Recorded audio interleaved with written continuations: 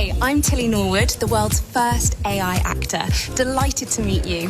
She's a rising star in Hollywood, attracting the ire, though, of her acting peers. For Tilly Norwood is not just photogenic, versatile and talented, she's also not real. She's an AI actress. It is unbelievably lifelike. Her creator is Eline van der Velden, the founder and CEO of AI production company Particle 6. Thank you very much, Steve, for coming on the programme. It's good to see you. Why did you do this? Why did you create this character? That's a good question.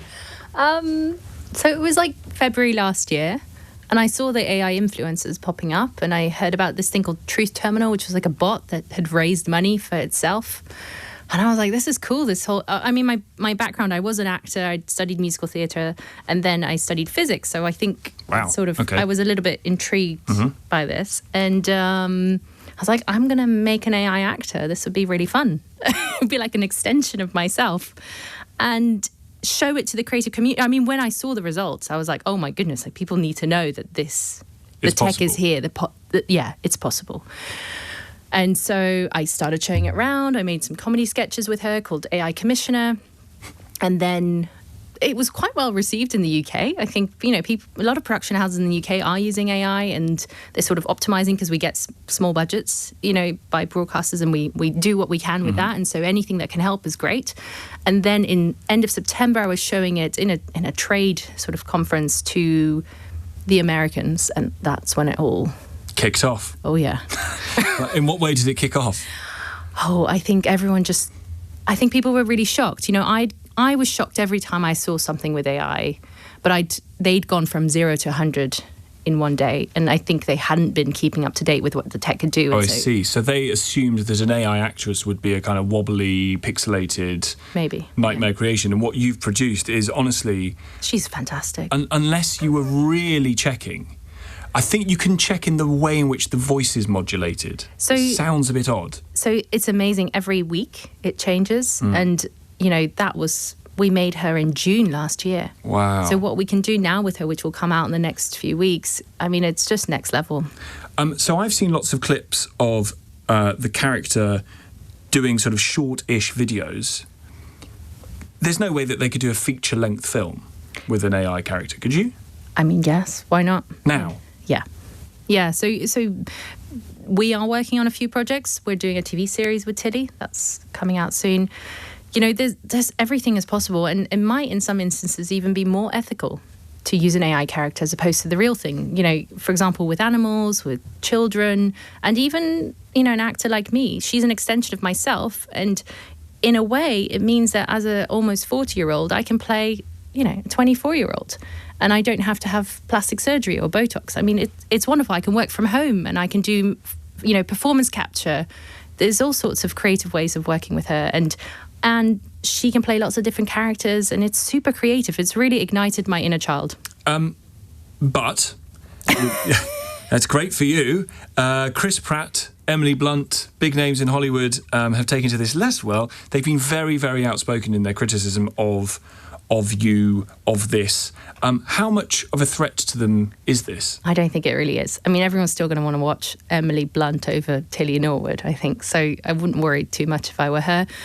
At the same time, I think people also didn't quite realise that there was like a human creator behind it. I think they think that, if it's AI, it's just someone in a little dark room has pressed a button and created her. That's not how this worked at all. I spent months putting her together. You're going to get, aren't you, fans of Tilly Norwood. You will have real-life people who will go to premieres of films starring an AI actress, because that's just what happens. People are infatuated with those who they see on screen, fall in love with them, enjoy their performances. But this isn't real. Yeah, I guess it's sort of like how you get fans of Elsa, right, in Frozen. It's not very dissimilar. It's not dissimilar to animation at all. But there's an actress behind Elsa. Yeah, and so there's an actress behind Tilly Norwood, which is me. Yes. And I think that's the bit why people were so scared. They forgot that there was a human. So the talent for acting is displayed by you how? Through the creation of this AI? Yeah, so this is why I'm always telling actors, this is a great way to future-proof your career, because I think AI characters are going to be a big part of the future. And I thought, I want to play in the future. I want to be part of this. So you can either direct the character and in the prompts and be creatively in control of how the character acts. So obviously my acting background and skill and experience, all that goes into the new AI world, right? So I will only let certain performances of her created by AI go out there, or I use performance capture, which has recently become more available and more prominently used, where I act and she's overlaid onto me. I So see. similar to Avatar.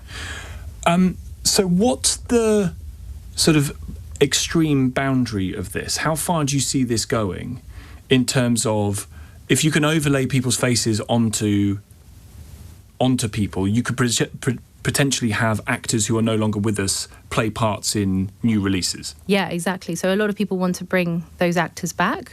So we're working with estates and bringing them back to life and putting them in movies. There's literally a dark mirror, a black mirror. It is all a little crazy. Yeah. And I'm still shocked when I see this tech. You know, when we make new stuff with Tilly, I'm like, oh my goodness, I can't believe this is possible now. And very quickly, you also get used to the fact that AI can create this. You know, a bit like how we all just talk to a phone. I remember the first day I did that, and I thought it was the wackiest thing ever that we were doing a video call on a phone, and now that's just normal. So, in answer to the question of who's the new James Bond, the answer could be it's Piers Brosnan again, but 30 years younger. It could be, if he consents and gets compensated for that. And that's what you still have to do. Do you still have to get consent from the actual real people who are behind the actor that is being AI'd? Yeah, absolutely. So we would call that a digital twin, right? So if it's Piers Brosnan, you do a digital twin of him. So yes, you need consent, and they need to be compensated in the same way, in my opinion. What do you want ultimately for Tilly? God, it's so weird saying that. It's so odd. So, the craziest thing is we're now building her brain, right? So that she can interact more freely. But there's creative work behind that. It's like a writer when they write their characters. What do you mean her brain? So how she thinks. So she can think for herself, and she has... We Shut put that machine guardrails. down. Don't have that. Sounds absolutely terrible. That's a But then very you can bad have a idea. chat with Tilly yourself. No, you're okay. We'll just talk, and then you can tell Tilly later What to do. or something. It's a tremendous creation, I have to say. I've seen it a couple of times, and it does shock you at just how is good quite this shocking. stuff is. If I were in advertising, I would be really worried about the need for my job if in the creation and filming of a particular advert, 30 seconds on the telly or a minute on the telly, that can be done on AI pretty quickly already, can't it? Yeah, so I think this is the same worry I had, right? Which is I run a production company, I'm an actor, like how can I future-proof myself for this new realm that's coming?